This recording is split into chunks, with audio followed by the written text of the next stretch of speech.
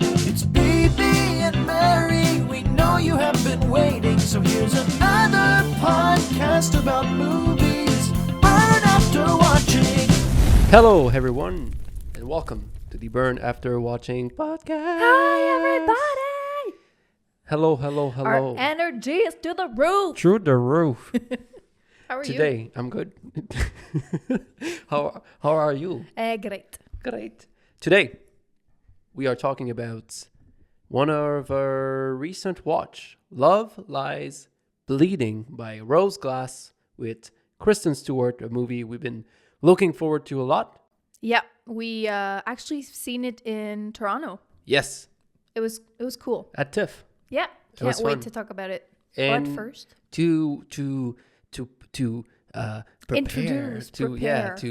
to jump into it smoothly, we rewatch Rose Glass' first film from 2019, Saint Maud. Saint Maud. Mode. So yeah, that's her very first movie. But before we start, please Subscribe. Find us everywhere: YouTube, Instagram, TikTok, Spotify, Apple Podcasts, Google Podcasts, Amazon Podcasts. What else? Everything. Find us, like us. thank you so much for watching us, supporting us. It means the world. Yeah. So let's get started. Let's talk about Saint Maud.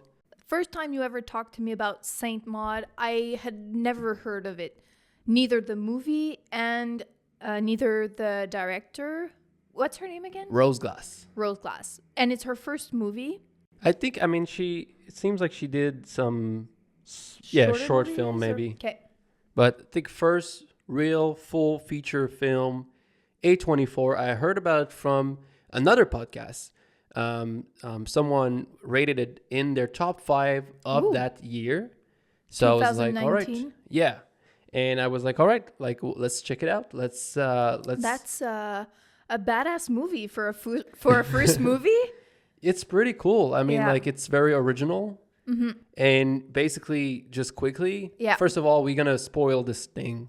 Both We're of them. spoiling it. If you haven't seen them and Go you care watch about them before. spoiler, just wait. But we're going to talk about the entire film. So Saint Maud follow a nurse. She has like a traumatic event where one of her patients die. And And it's kind of when she's on duty, it's her patient. one So of her it's- patients die. And she decided to leave the hospital she worked at and become a private kind of care where she take care of a patient privately, kind of at home. And we start the film where we following her to a new patient that she will be taking care of. Oh, and she's very religious. Maud. Yes. She have picture of Jesus in her small apartment. She wear a cross. She's religious. So we learned through her discussion with Amanda that she says, oh, so it's a new thing that you are religious. And Maud, should I call her Maud? Yeah. Confirms that it's been only about a year since she is religious and prays and is going overboard with it. She's into the Bible. She's extreme where it's pretty next level, right? It is clearly next level because she kills her at the end because she's the devil. Yeah. But what I mean is At first, you kind of slowly see the actions that she's taking in the movie, and then you kind of understand. Oh my God! Okay, so the first time she opens the popcorn envelope to bend her knees on the popcorn seeds to pray because you're supposed to be punished for your sins in the Bible. So that's one of the first things we see that I'm like, oh, okay. Yeah. That's and also weird. she She would self-harm. She bring a cross to the room where she's staying for the patients. So Amanda's. Yeah, she goes to Amanda's place, the patient, and she has a room and she put a cross on the wall. Yeah. And all of that. She's very religious, and she already started talking about religion to Amanda as, Amanda is going through the last kind of period of her life. And there's already kind of a lot of conversation about how she can kind of redeem herself and save her soul. And at first it feels like Amanda is kind of receptive. She kind of call her little savior. Yeah.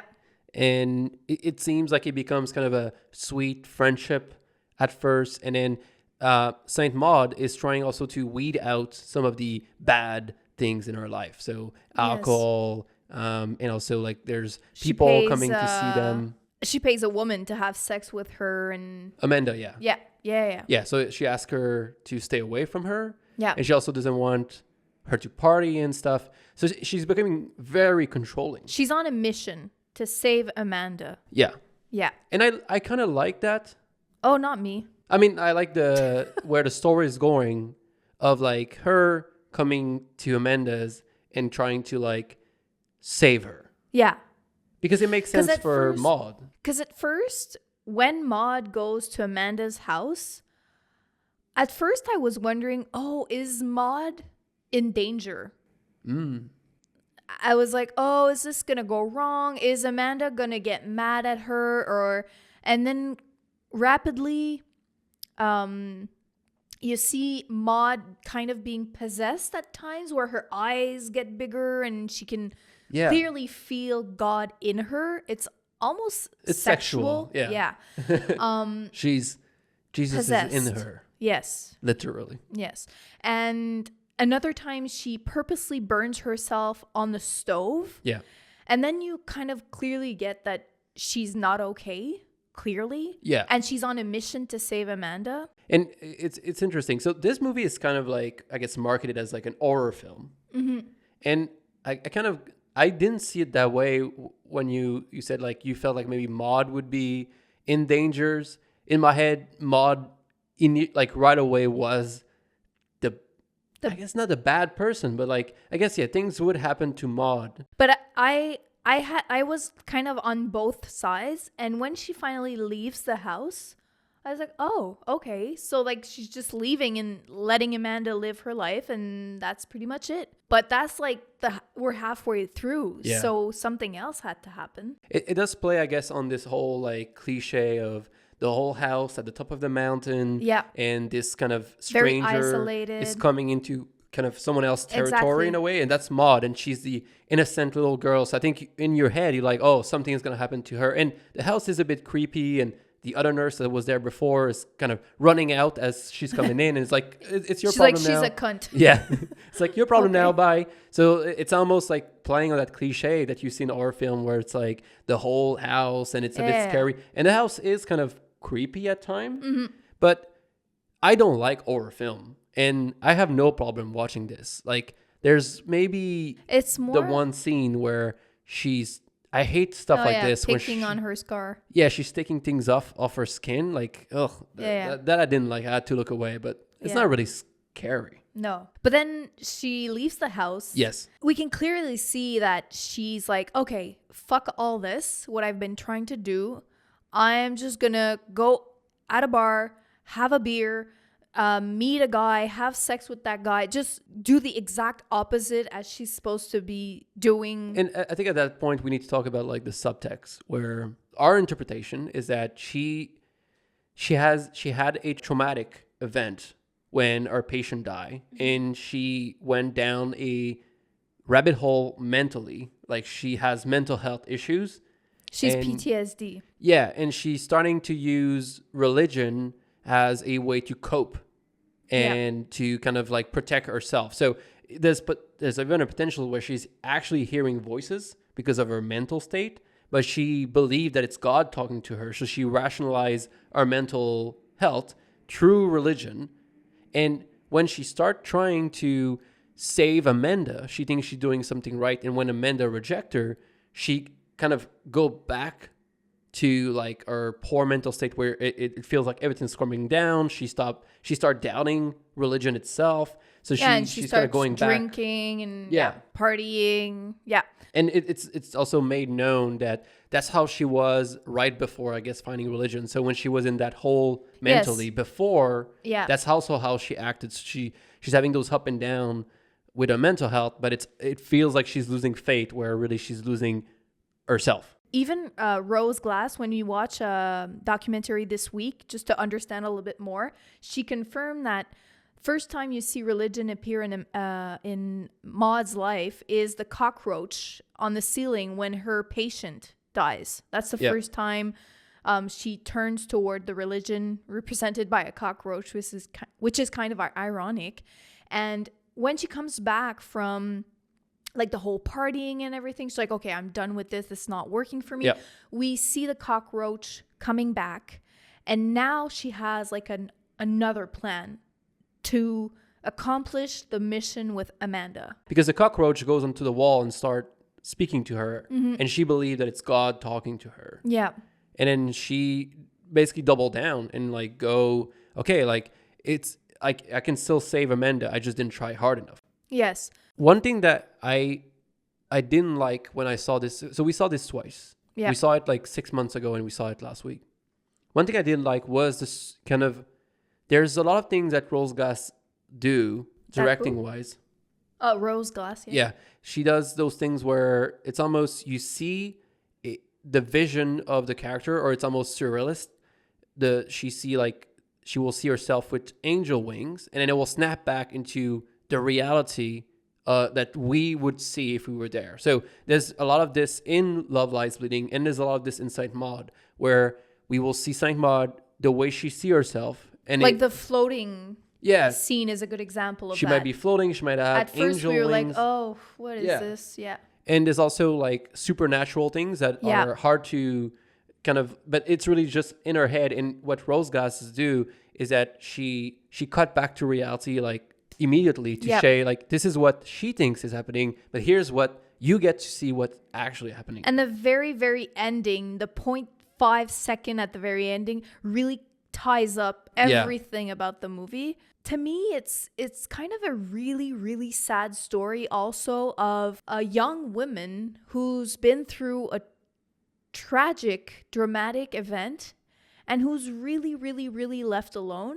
And she turns toward religion and then becomes fanatic, if I could say. Yeah. At a certain point in the movie, I was like, doesn't she have like, I don't know, family, a sister, a father, something? And even Rose talked about this in the documentary, where she was really trying to depict someone who's so lonely, and that was her only option. Yeah, they just grasp at anything. Yeah. Right, which I think it's both an interesting commentary on how religion, sometimes attract people that are in a weak place, but also how people in a poor mental state will grasp at anything to feel better. I think that's interesting to be able to do both. I also like that all the characters almost are women, and that's true as well for Love Lies Bleeding. So a lot of lead woman character, which is great. I don't know if rewatching this, at first I was like, I think I like this less than the first watch.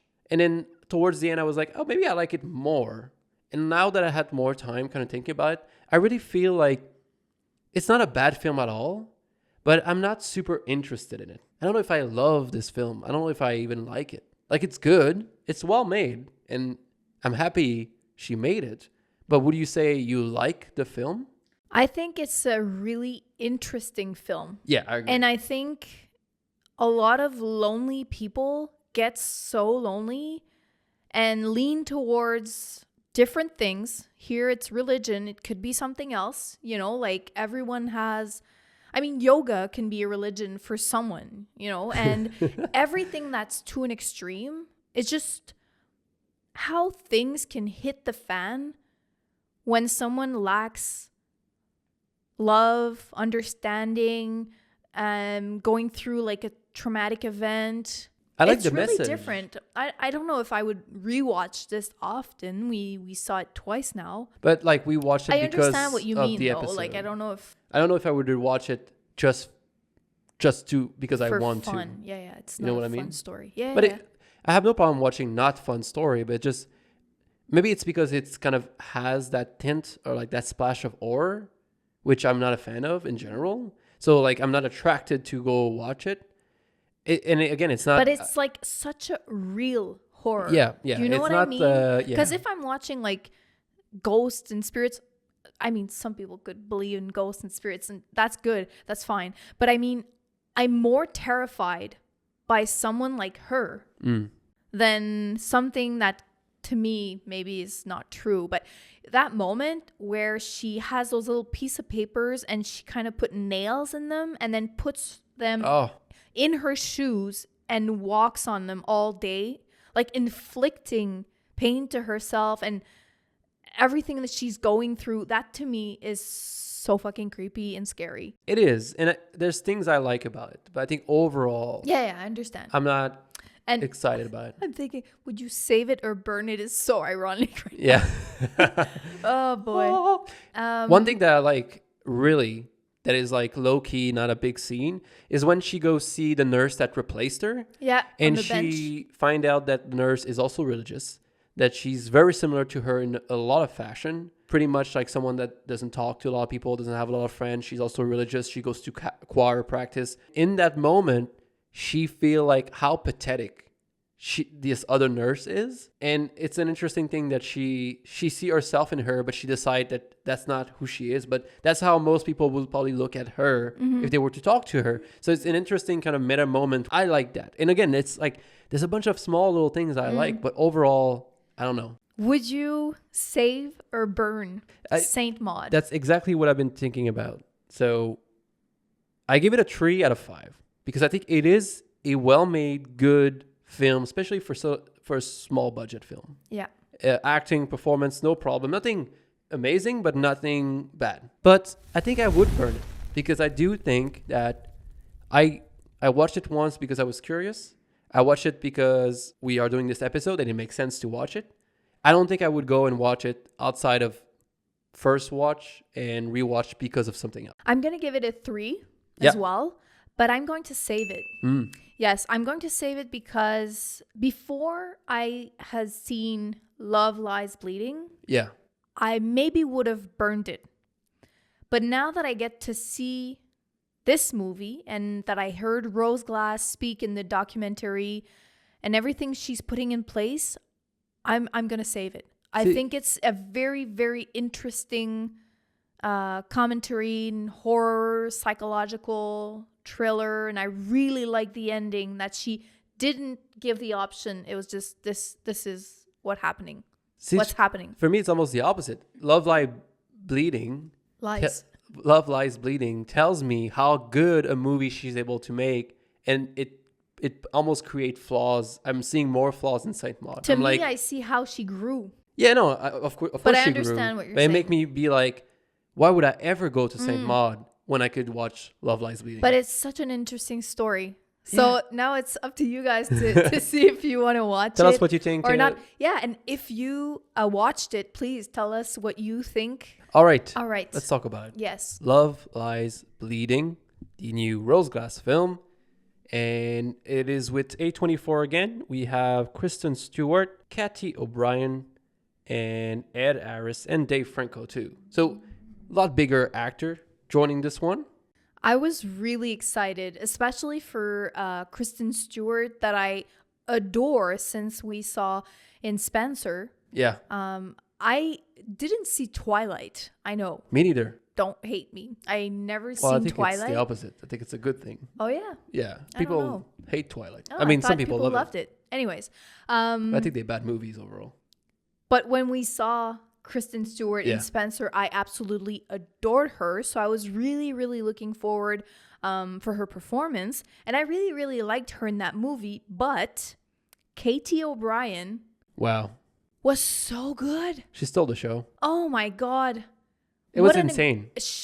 Incredible performance. And even physically. The physical. I was thinking of Zac Efron in Iron Claw. Yeah. That was kind of a similar transformation, but yeah. But I don't know if this is 100% true, but I read that she learned that she had to. So Katy O'Brien has done bodybuilding before. Okay. So it's not like she started from scratch. She knows. But she learned that she had the part on this film 2 weeks before they started filming. What? Wow. That's what I read. That's crazy. I don't know if maybe it's exaggerated, but that can't be true. I think she was already in shape and she basically was able to like just maybe they film in a sequencing where, you know, you don't see her physically at first. I don't know, but it's impressive. I just think our role is, I mean, Kristen Stewart's role is She's very really good complex as well. Yeah. But there's something about Katy O'Brien. Like she play a character that is, it's like she looked like a straight up person in a sense that she looked like her whole head is there and she makes sense and she's reasonable. But at the same time, she's always on that line where she could go batshit crazy. You can tell there's a bit of crazy in there. And it happens. But it's so well played that she's right on that line that you're like, I can't read you well. Yeah. There's something weird there. There's something behind the eyes. And Ed Harris, I adored in his role as well. So fun. It's been a while since we had seen him, and he plays the crazy dad. Yes. Kristen Stewart's crazy dad. When he eats that bug. That was... There's a He's lot obsessed of with bugs. weird, moments in this film. But I actually loved it a lot more than the moment of Saint Maud. Oh, yeah. It's very different. I kind of want to start with just the bottom line of this movie is kind of a fucked up family where there's a cycle of violence going on. It's like a crime thriller. Ed Harris has a gun club. He's a violent man. We kind of don't know what happened with his wife. And then he has 2 daughters, which Kristen Stewart's sister gets beat up by her husband. Yes. Dave Franco. And the dad knows about it. It's kind of an ongoing, But it's really, to me, like a crime thriller film. Like, yes, all those elements are true, but it's a very standard crime thriller in the 80s with some bodybuilding stuff, which is cool. Like the aesthetic is really cool. It's a really cool. The gym, the costume, the haircut, like everything is really cool. The music is really nice too. But I don't agree with you because you say that it's just like a bottom line, a thriller, whatever. Yeah. The murder that occurs, that Katy O'Brien goes to find Kristen Stewart's sister's husband to demolish the fuck out of him. She literally smashes his head, comes from a cycle of abuse in that family. A lot of crime thriller. Yeah, but it's a very important subject matter, and Rose Glass talked about it, of empowering women and giving them the power back with violent men, and when I when agree with all that. becomes really, really big in the end. What I mean by it's a crime thriller is that what I like is that it's not a complicated or a story that you've never seen before. But what I think is interesting is, one, it's putting a queer couple at the forefront, which is nice to see. Yeah, that's It's true. not a movie about that. It's not about queer. It's not about anything like that. It's really a movie. It's a crime thriller, family drama that just have the proper representation of like those characters. Like what I like also is that we're moving to a point where the movie subject doesn't have to be about, a character's sexuality. It could just be that, no, like if James Bond was homosexual, but it was a James Bond movie, but he was, seducing men, that would be like an interesting film just by the fact that it's not all about that. It's just a great film that also have those elements, and it should, because it's normal life. Like, why would all the crime be just a bunch of Italian guy just killing each other? Like, it could be about anyone, and I like that. But still, though, the men in this movie are depicted. Oh yeah. As Well, they all like pretty much assholes. Yeah, asshole, violent men, and it's so funny because that scene when we see Kristen Stewart's sister, her face in the hospital after she was beat up by her husband. Yeah. When Katy O'Brien goes to find Dave Franco, the husband, and beat the shit out of him, I was happy. Yeah, of course.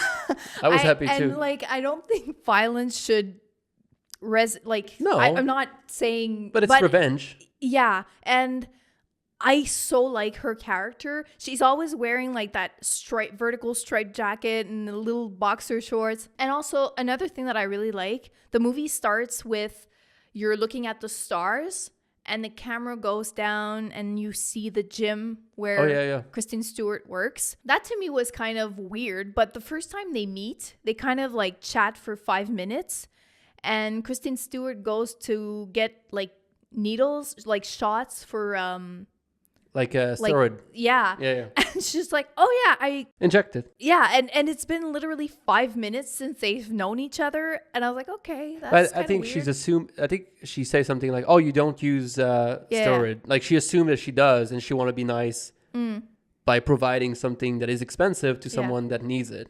But that she thinks that's kind of needs it. the Yeah, it's very quick. yeah, but I mean, it's also one of the reasons why she gets like crazier and crazier and aggressive But and she everything. abused it. She used it like crazy for like Yes. there's montages where she just like keep putting steroid in her body because she has like a competition in Vegas. in Vegas. Yeah. But I do like that aspect where they're like, and it's funny because Kristen Stewart, by the way, is being like chased by this girl, and her name is the actress is Anna Baryshnikov. It's probably terrible. It's the blonde girl, the dumb blonde girl. But she's so good in that role. Yeah, I know. It was almost my favorite performance, but like Katy O'Brien was so good. And when you say chase is because she wants to date She's Kristen obsessed Stewart. with her. Yeah. She likes her. She wants to be a girlfriend. And her character is such a breath of fresh air. She's so funny. She's really funny. Yeah. But she also have that like she's a bit psycho. crazy. Yeah. But yeah, so when Katy O'Brien and Kristen Stewart characters meet, it's like instant attraction. Yeah. In like an uncontrollable way. And that to me, like us. but to me, like what's cool about this is that it does set up and explain how impulsive they are. Yeah. Throughout the film, because they are very impulsive and they are in the moment and they don't really take a lot of time to think, but it built their personality. And the other thing I really like is Kristen Stewart, the entire film is listening to tape about stopping smoking.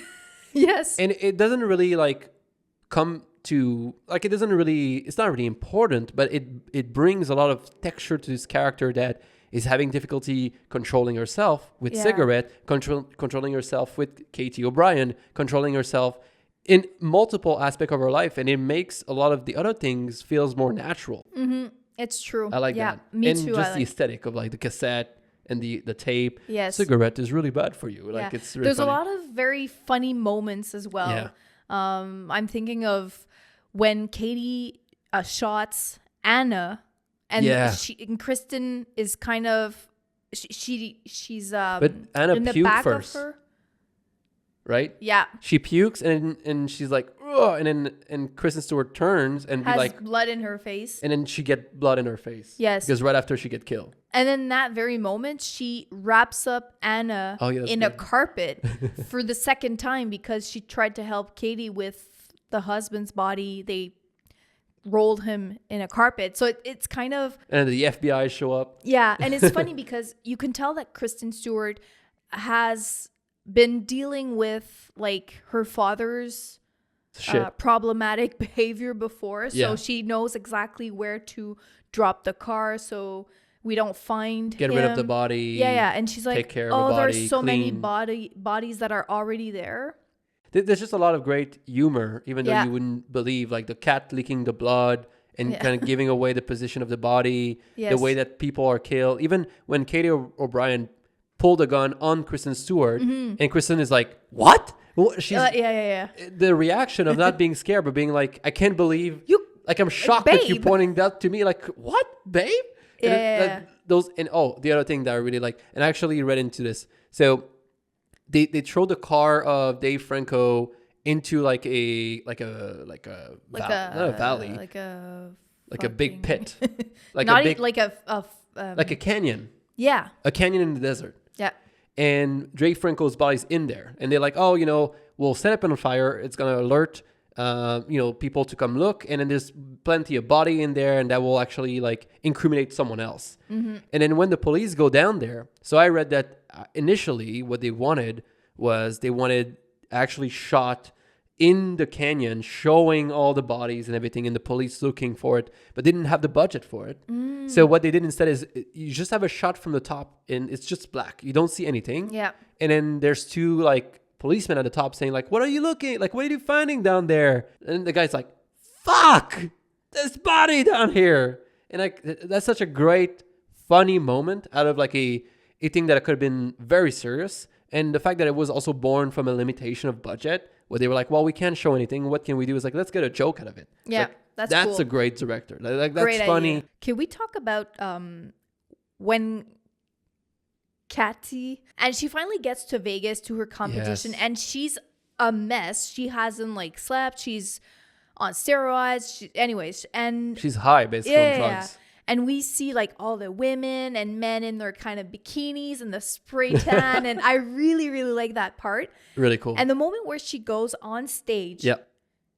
and vomits Kristen Stewart in a Like a goo. jelly, like gooey. She vomit her. Yeah. Yeah. I want to make. I was scratching my head. I was like, But that's one of my favorite moments. Also, what was the meaning, you think? it's almost it's funny, right? Because it's almost this idea of like she's giving birth to her, or that She's getting her out of her system? yeah, as if it was like a something bad that she had in her system, and because But that's she the gave her same. the drugs, it could Yeah. be that representation. And again, this is one of those moments where we see that, and that's Katy O'Brien's character's view on it, and then Yeah. we snap back Yeah. So I get where she just obviously- puked. Yeah. Exactly. What I love too is the sound design and the effect, because a lot of time you'll see people flexing, Yep. but when they flex, they have a special effect that The growth of the muscle. it grow, but it goes. Yeah. Like Hulk. It makes those weird cracking, like organic cracking Yeah. noise. It's really Yeah. weird, but it's really cool. And that's really cool because it all makes sense in the very end Yeah. where Katy becomes this enormous woman Huge. and takes Ed Harris and puts him on the ground. So Kristen Stewart just puts A the gun in gun, his but mouth. she doesn't kill him. And I like that because he gets caught by the policeman. Yeah. They run away. But she shot him in the head, in the legs or something. Right? Yeah. Yeah.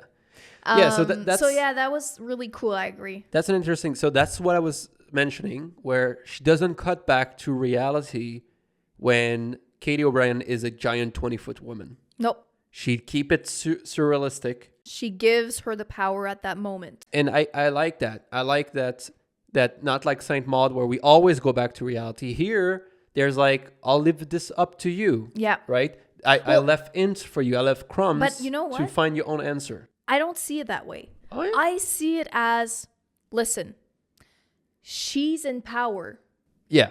and she's finally controlling the men who was literally controlling the whole city, and everybody covering up for his murders and everything. So it's like, I'm not giving you the option. She's now in control of the situation. But wouldn't Kristen Stewart also be big then?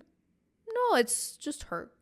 But I feel like in terms of like woman gaining control over an oppressor. Well, she's helping her. And yeah. clearly Kristen Stewart. I feel like it's more left to interpretation than Saint Maud. Girl power. Girl power. Get clearly. big. Get Hulk.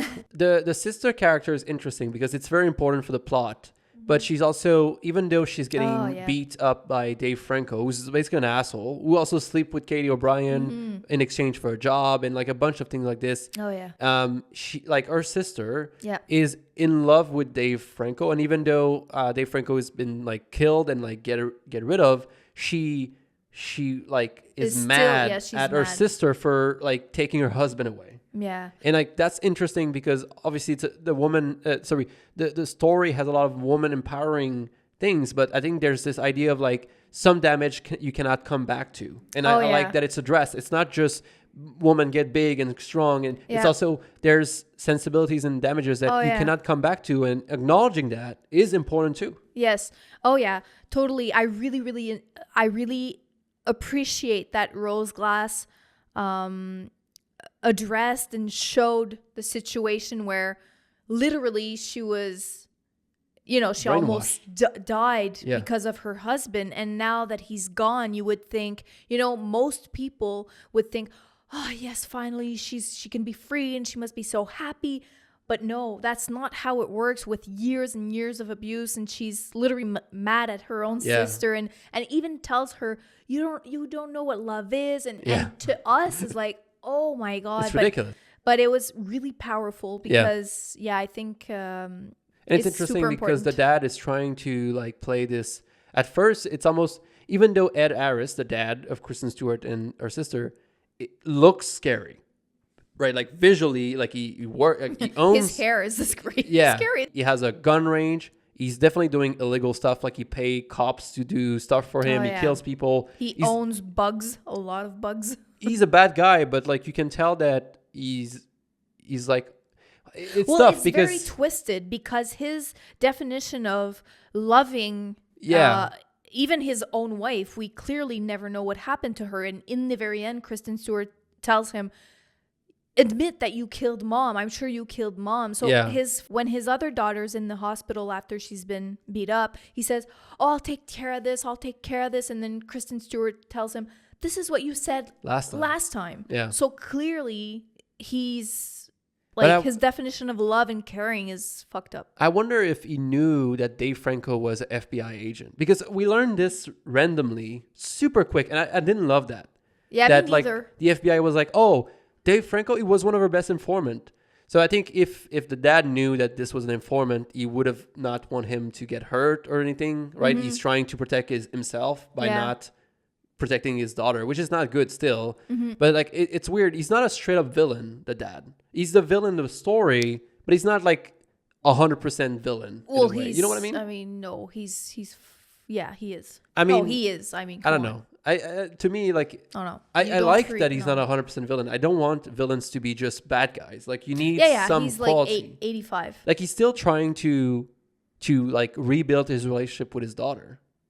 Yeah, but as like On his at the term. yeah, exactly. When she threatens him of like Going to the police. Yeah, and saying what happened, he's like, okay, I'm getting her killed. So like, yes, and I really like all the like the close-up shots with the egg yolk, the cigarettes was when cool. they first meet, and she cooks for her. And I really, even though their relationship, I mean, it's kind of toxic. It's and there's, messy, yeah. Yeah, there's violence, but I mean, at the same time, I kind of can't blame them because what they have as models and everything. Anyways, but they're really cute together and they're really sexy as well. Yeah. And it was refreshing to see them together because they clearly love each other, but not in the right way.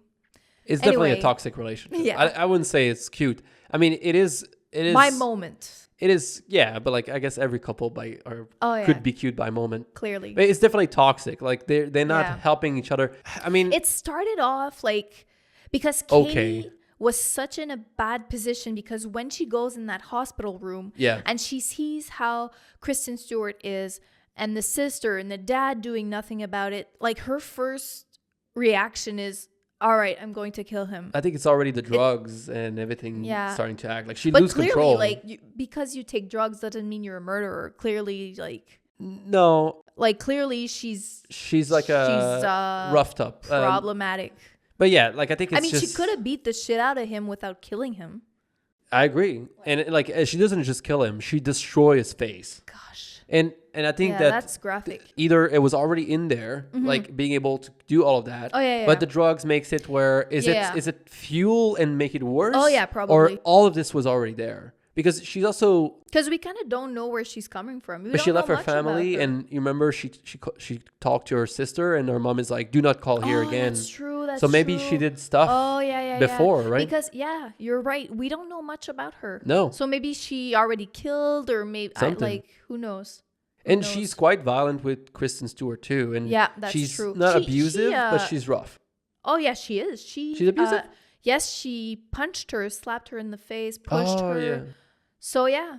I mean, she also tried to kill her at some point. And even when Kristen Stewart come to rescue her, she's like, "You're trying to trap me. You Yeah. don't love me." It's like, I'm literally rescuing you. I'm really coming here to like save you. Yeah, and thank God there's humor in the movie Yeah. because it's, now that I think of it more and more, it's pretty It's dark, but I love it. yeah, me too. Yeah. It's the perfect type of dark. Like it's not horror. It's really action with some gore and like gore into it. But it's not crazy gore. Like it's not violent. It's But violent, but it's not crazy violent. to me it's a really, really important subject matter. Like, Oh yeah. and it's great that she there's humor in it. Every actor in the movie did Excellent. an amazing job visually, the sound design, as you mentioned. The music, the sound, the aesthetic of the 80s with the gym and the muscle and that's really cool. It kind of remind me of Drive a bit. Like the kind of vibey, violent crime story. But it's also like pretty small in scope. I must say though, I really could understand someone saying I didn't enjoy this movie, or I kind of Really? Yeah. It's a bit weird. I feel that some people It's the weird or the violence, you think?